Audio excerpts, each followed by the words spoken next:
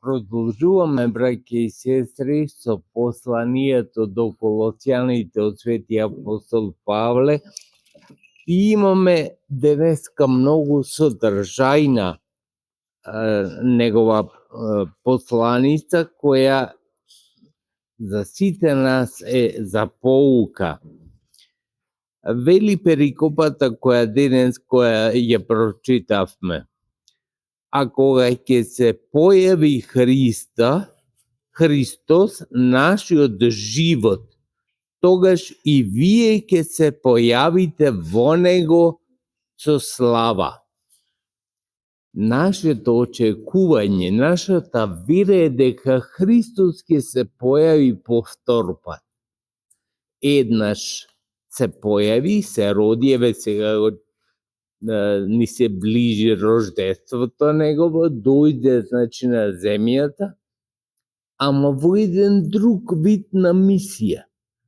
Но кога повтор пат ќе се појави како судија, за да не суди за она кој ни го дал претходно да го исполнуваме.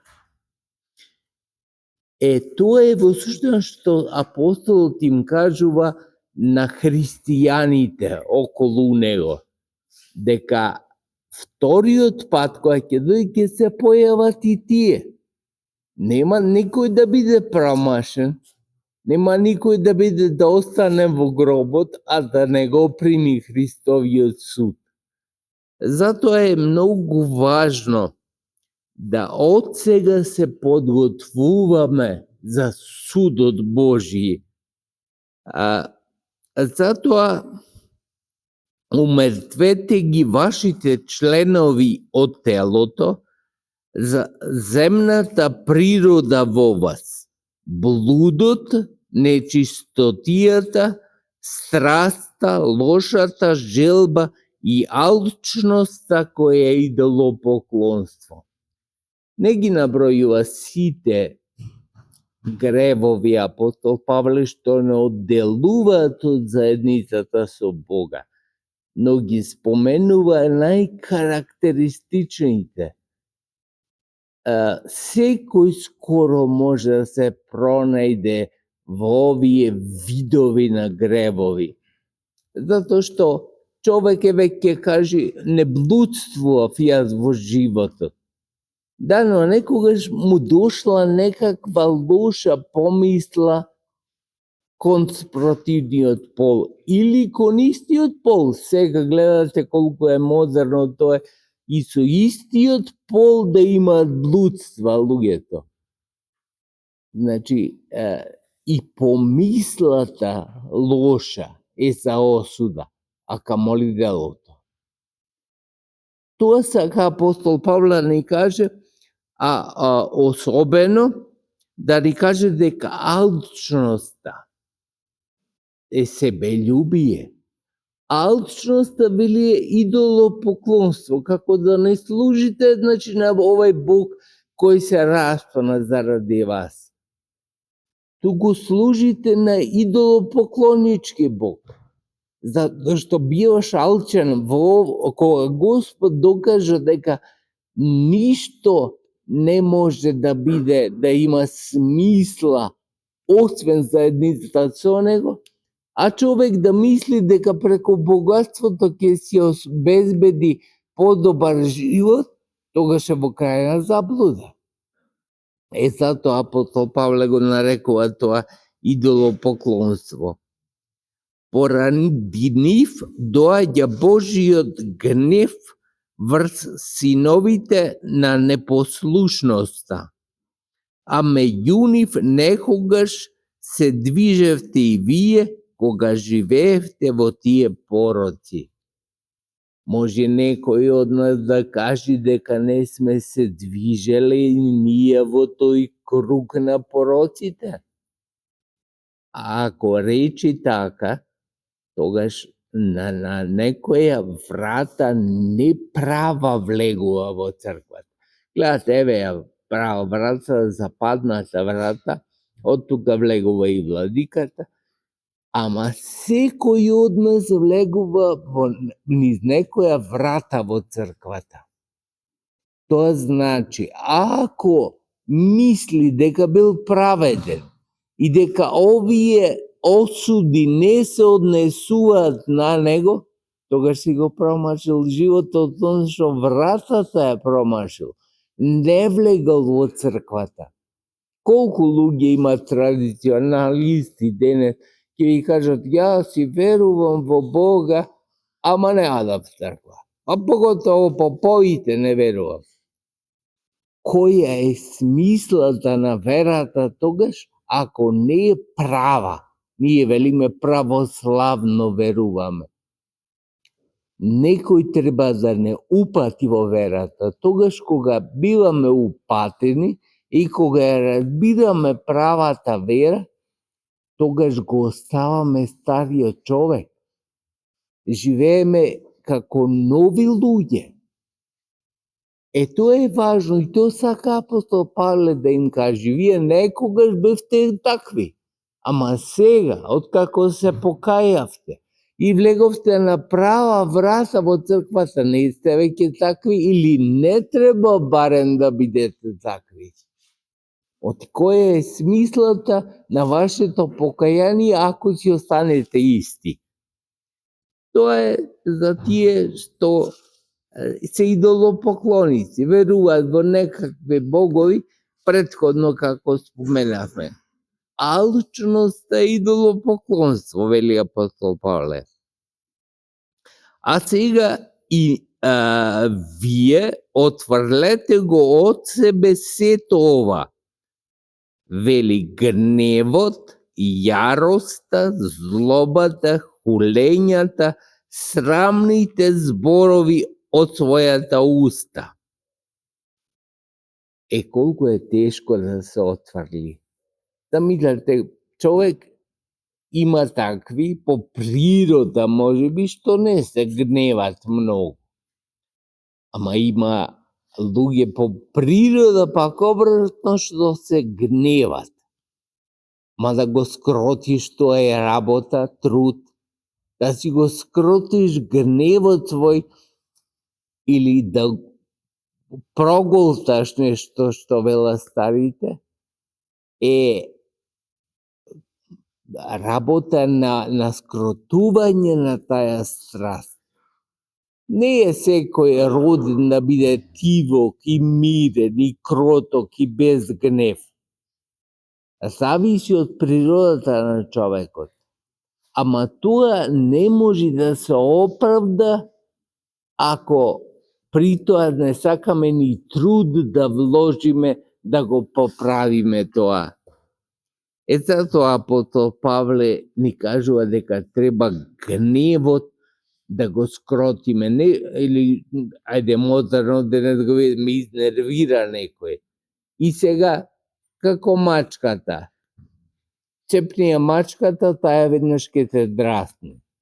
Тоа е гневот кај човека, како да не остава неколку милисекунди да размисли за тоа дека не треба така да постапи, дека не треба веднаш да му врати на ближниот свој, току треба да најде начин и пат со смирение пак да го постигне тоа што мисли дека треба да го постигне, ма не значи дека во гнев треба да го постигне тоа.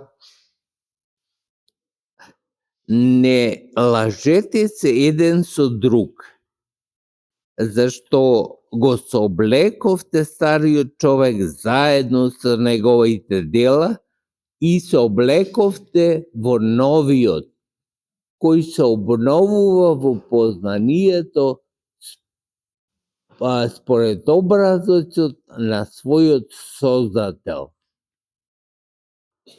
Немојте се лажете, вели. Човек кој го лажи другиот, се лажи себе си. Има една стара поговорка, вели, ако некој еднаш ме излажи, тогаш што е виновен? Ама ако два пати ме излажи, јас сум виновен. Зошто сум му дозволил два пати да ме излажи? како да не го знам ова што го вели апостол Павле, не лажете се, затоа што лагата е во суштина крајно промажување. Како пред тебе да стои твојот ближен и ти го лажеш, значи не го погодуваш неговото лице, туку околу него вртиш. А која е смислата тоа? Смислата да имаме заедница со ближниот, а не околу него да вртиме. Затоа е неопходно да сватиме тоа дека не треба да лажиме. Во црквата не се лажиме токму заради овие зборови кои не упатуваат на вистината, вистинскиот живот. Ајде би го рекле. Не е убаво да се лажат дури и не христијаните. Затоа што, како што видаме, кратка и е опашката на лагата. Ќе излажи еднаш, може и да стекни некакви привилегии со тоа, да стекне богатство со лагате, ама после не завршува ни животот, ни смислата на животот со тоа со лагата. И со некој што стекнал некакво богатство заради тоа. И тука нема веќе ни елин, ни јудец. Пази, тоа е познато што го вели апостол Павле. Нема националност во се во ова, затоа што Господ е наднационален. Тој не е приврзаник, односно поддржувач само на една нација, или две, или пет. Туку на сите. Сите сме деца негови. Некој скоро ме праша за тоа како Господ ќе ги казнува непослушните, да кажеме. Многу тешко.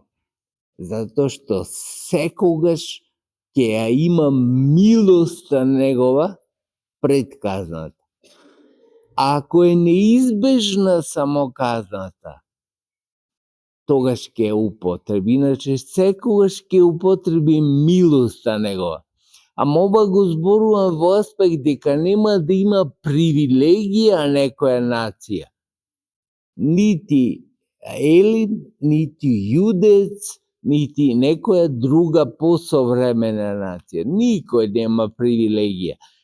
Господ не гледа созема како личности, секој посебно.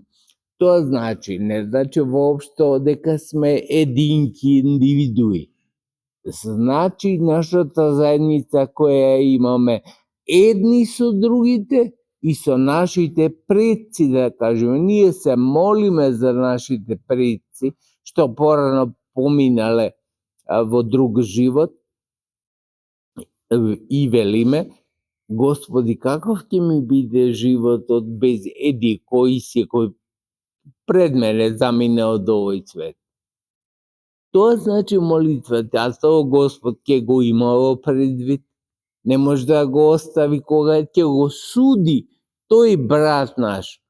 Нема да му е сеедно дека ако некој добар христијанин се помолил за него и сака да биде во заедница со него, и Господ ќе рече: ама овај направи не знам какви гревови, не заслужува да биде во заедница. Да, му не заслужуваме, затоа се молиме. Кој заслужува од нас поинаку со сигурност да биде во Царството Божие? Никој не заслужува. Ама заради милоста Божија очекуваме милост на тоа дејство Господ да ни даде и нас. Тука, значи, нема веќе ни елин, ни јудец, ни обрезен, ни необрезен, ни варварин, ни скит, ни роб, ни слободен, туку сите се и во се е Христос. Можете тоа вака да си го замислите дека ова заедница, овде ја гледаме црквата, се вели Господ. Не е како да кажем еден дел само, туку се е црквата, затоа што тука се и ангелите, тука е Светата Тројца, тука се сите оние кои ги љубиме претходници наши, кои ги спомнуваме на литургијата. И сите ние представуваме црква. И оваа црква е забележителна пред Бога, затоа што и она другата, сигурно во другите градови, и таа е важна. И сите се потполни цркви, ама се тие, а ние овде сме се. Ама и она во друг град исто е се. Значи сите цркви се. Можете тоа е навистина тешко може да се доживее, ама за Господ во една личност се собрани сите. Како што и ние денес во една личност ги собираме сите. Затоа можеби ќе ги слушнат монасите, некои во манастирот кај се обраќаат на вие. Вие, сестро, или мене кога ми се обраќаат на вие. Зошто? Ќе речеш, слушате на овие телевизиски канали, можеме вели на ти да разговараме. Не е проблемот во тоа ти да кажеш. Не е на Господа да ти му велиме. Ама со тоа што во другиот му се обраќаме со вие, прифаќаме дека во него се многу собрани. Тој не е самец, не е само ти, туку многу луѓе има во тоа вие што му се обраќаме на другите. Има некои јазици, особено англискиот, од старо време уште има само една форма, вие. Никош нема ти. Има граматички, може би и ти, ама никогаш не се употребува во англискиот јазик. Знаете вие колку се конзервативни британците, тоа што било пред векови постановено, а тоа е тоа вие. Уште пред векови, не од вчера. Од вчера е ти. Да му се обраќаме на другите, да мислиме дека е единка. Дека само нема му се обраќаме. Не, кога му велиме вие на другиот, му се обраќаме со сите оние кои ги носи во себе. Мајка, татко, брат, сестра, роднини, пријатели, оние за кои се моли, оние кои помирале во друг живот, сите тие се во една личност. А сите личности се во самиот Христос. Тоа некако да си го доближиме, ќе видиме многу блиску на тоа што сака да ни го каже апостол Павле. Дека се, вие сте се, вие сте цела црква, овде собраната црква е цела црква. Ќе речеш како е цела црква, па има и други цркви. Веќе го објаснеме тоа дека и тие се. И тие се потполна и цела црква. Тоа е, како да кажем, ајде не речем мајсторијата, со која Господ прави од нас сите да бидеме едно тело. Колку многу сме во цел свет такоземите христијани, а сите сме во суштина едно тело. Милоста, браќа и сестри Божија, секогаш да ве прати, да ве чува во сите дни на вашиот живот и да биде со вас и таа да ве храни во сите времиња. Нека биде така.